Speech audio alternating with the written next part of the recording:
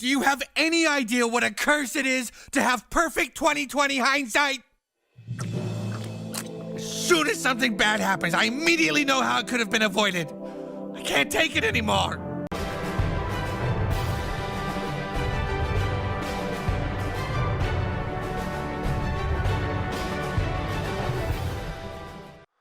All right, so a lot of people are arguing using straw men essentially when they're criticizing Biden over this troop withdrawal. Now, which isn't to say there should be no criticism, but this whole Biden resign thing, which I talked about yesterday, well, it's fundamentally all messed up. So one of the biggest arguments people are using is that Biden put the cart before the horse. He should have evacuated all the civilians and all the Afghan people who helped us, and translators and whatnot before withdrawing the troops. Right. The problem with this is the nature of the presumption everyone is making. Right. When withdrawing the troops, Biden was operating under the previous deal that Trump had made with the Taliban, and under the assumption that the Afghan government, which we propped up for 2 decades, and the Afghan military service, security forces, which we had propped up and trained for 2 decades, would not collapse in a day. The idea being that, with all of our help for so long, they would actually have a foothold and an ability to, govern, even with the Taliban in the same country. How that looked, people didn't know exactly, but the idea being the Afghan government would at least hold for a while. Now, in order to help that government hold for a while, there were a number of American civilians, private contractors, security contractors, diplomats, journalists, and so forth. We're not talking about like a bunch of Americans like on vacation in Kabul in the nice like resorts and stuff. That's not the kind of Americans who were in Afghanistan. The kind of Americans, other than the troops and foreign nationals and whatnot that were in Afghanistan, were all there as support for the Afghan government and the Afghan people. It makes literally no sense to evacuate those people prior to the troop withdrawal if their job is to prop up the Afghan government. Now, the problem with that presumption ended up being that the Afghan government had no way to sustain itself without American troops. So that presumption was false. But that was the operating assumption going into this withdrawal.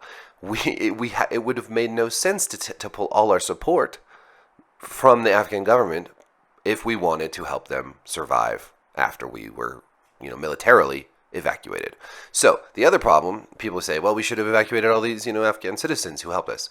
Well, that's like saying we should have dismantled the Afghan government and security forces and shipped them all to America before we took our troops out. Which, with any tiny bit of actual thought, rather than just tweeting a bunch of angry partisan bullshit, is an obvious thing to say. It is obvious that we were not going to evacuate all the Afghan people who helped us because we were operating under the assumption that they were going to run the country, right?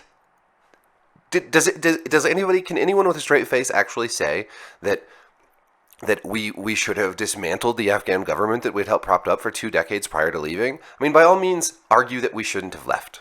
I disagree, but argue that. I don't even think it's not air support. That's a good argument, I think. Maybe we should have had more air support so that the Taliban couldn't just roll into Kabul. Maybe we should have just, if the Taliban tried, we could have just smoked them from the sky, right? There were ways that this could have been handled better, but don't say that Biden should have evacuated all the civilians first, because that literally makes no sense. This wasn't a retreat. This was a withdrawal. This wasn't ceding the country to the Taliban. This was ceding the country to the Afghan government with a deal with the Taliban that has all gone foobar, right?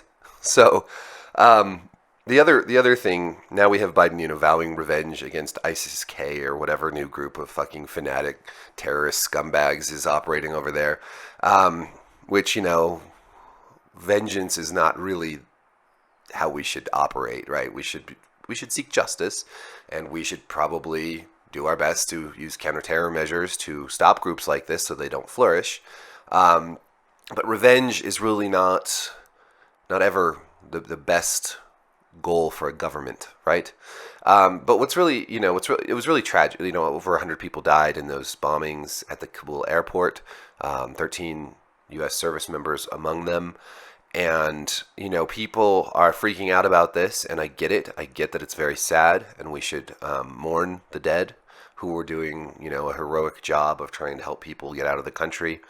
I hate to see a lot of people use this as a political tool, a political weapon, a political cudgel to score points against Biden and the Democrats. Not because, I have any interest really in defending Biden. I'm defending, in general with these videos I've been making, I'm defending the withdrawal, because I think we need to get the hell out of Afghanistan and the Middle East in general. But a lot of people are using this as a political cudgel, and I just one of my readers pointed this out to me. But 13 U.S. service members died, which is extremely tragic, of course. On average, 20 veterans kill themselves in this country every single day, and nobody talks about it. This is the problem with politicizing war and with the whole support our troops, which of course everyone does. With that rhetoric, though, people support troops when it's politically convenient, and as soon as they're not troops anymore and they're veterans, they are tossed to the wind, and people don't. Some people do care, and many people work really hard to help veterans, but by and large, our political class, the people, the pundits, the politicians, once a soldier has done their duty and become a veteran, they're used goods, damaged goods, and that's why they don't get the help they need. That's why it's so frustrating for so many veterans, and of course they're dealing with so much PTSD and other issues. 20 veterans on average a day kill themselves, commit suicide in this country, and we don't talk about that. That doesn't diminish the tragedy in Afghanistan in the bombing, but at the same time, it gives you some perspective. So anyways, my point being, my larger point, going back to the beginning, is that Biden did not put the cart before the horse. Those civilians were not on vacation in Kabul. These were contractors who were intending to stay. These were Afghans who helped us, who were intending to stay to help their own country, to run the government there, to be in the security forces. And these were diplomats, these were journalists, etc., etc., etc. And they weren't going to leave just because the troops were leaving. Now they're leaving because it's all gone to shit. But before that, they weren't. And then there's the question, I think I'll discuss this in a separate video, but I want to talk about the allies situation. There's a lot of grumbling out of Europe. And, I think that any European officials who have something to say about this probably ought to be laughed at and scorned, because, this is really, we'll dig into that more later. But I have opinions, but I don't want to get too far distracted. So thank you for watching. Let's talk about this very, very dicey issue in the comments. Hit me up on Twitter, Facebook, hit the like, subscribe, notification bell, all that. And yeah, damn the man, power to the people, peace. 153.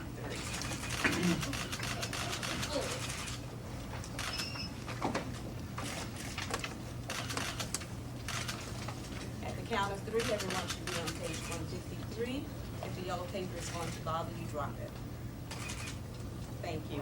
Everybody touch the title of your story. Fingers under the title. Get ready to read the title, The Fast Way. We're waiting for one member. Thank you. Fingers under the title of the story. Get ready. The pet goat. Yes, the pet goat. Fingers under the first word of the story. Get ready to read the story the fast way. Get ready. A girl had a pet goat. Go on. She liked to go running with her pet goat. Go on.